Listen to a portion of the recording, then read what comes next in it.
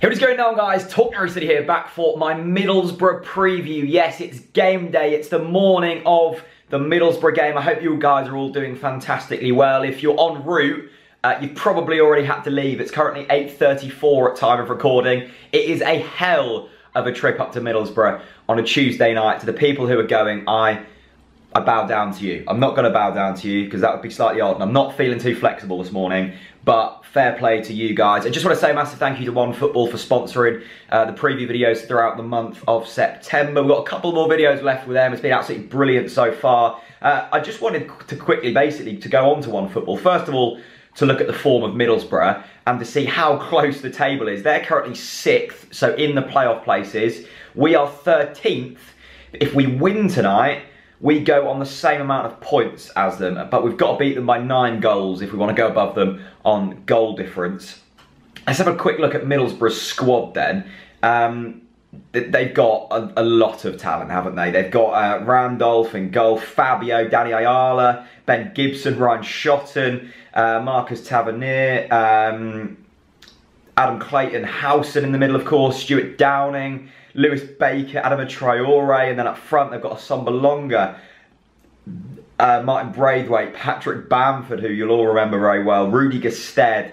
There is just talent throughout the whole of that squad. If you want to check out OneFootball, links in the description below. Please do head over and download it. It's a really cool app. It's free. All of your football stuff in one place. You can predict, you can look at all the stats, you can bet. It's brilliant. I would recommend it thoroughly. Links in the description down below. But what am I expecting from the game tonight? Well, something completely different to what we've experienced this season. I think Middlesbrough are certainly going to be up there at the end of this season. That they look a force.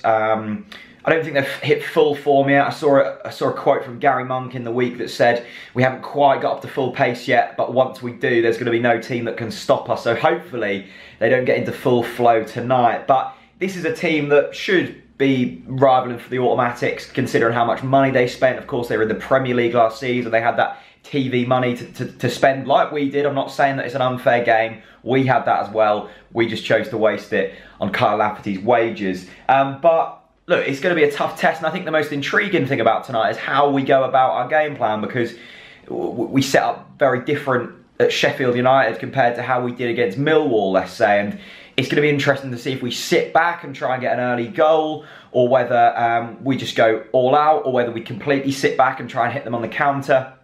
And it's going to be interesting to see, first of all, how we line up the defence. With Stevenman injured, I would have assumed that James Husband will slot into left back, in which case that's a fairly like-for-like substitution change. Is Tete going to come back in the squad instead of Harrison Reed? I would have thought Tom Tribal will stay in there. Of course, Mario Vrancic is injured, which opens up a place for, you would have thought, James Maddison.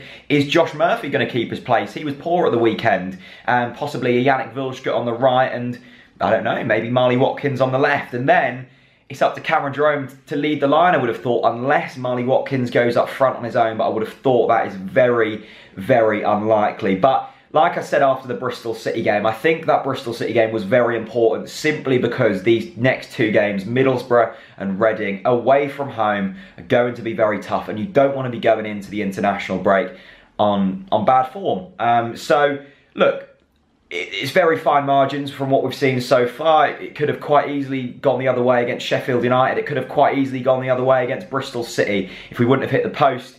And if Jerome was a yard further back, we would have won that game 2-0, and we would all been jumping up with joy. But, you know, we looked a bit toothless going forward on Saturday, and hopefully that changes tonight. I'm really intrigued to see how Farke sets this up, because it's a completely different sort of complexion to what we've been used to this season. I think this is probably our toughest game of the season, and I guess that's a good thing, to see where we're at, to see where we're at as a club, to see where Middlesbrough are at as a team, and judge where the competition is this season. So, look, I'm looking forward to it. I'm not expecting much from the game, I must admit. I think going into it with limited expectation means that if we do lose, I'm not going to be too let down, which is a very pessimistic way of looking at things. But look, I think that's where we're at the moment. So I'm going to go with an optimistic 1-1 draw. I'd definitely take a draw tonight. Just keep the momentum going. I think we'll concede tonight. I think the clean sheet run will be over, but I also think we might grab a goal. So that's that. Leave me your score predictions down in the comment section below. Please, please, please go and download OneFootball, a really cool app who's helped me out big time this month. So thanks to them. Thank you to all of our other sponsors who are sponsoring the videos throughout the season. And yeah, enjoy the game tonight. If you're at the Beanback, or whether you're up there, or whether you're simply listening to the dulcet tones of Phil Daly on Radio Norfolk, whatever you do, enjoy the game. And I'll see you very soon. Peace out.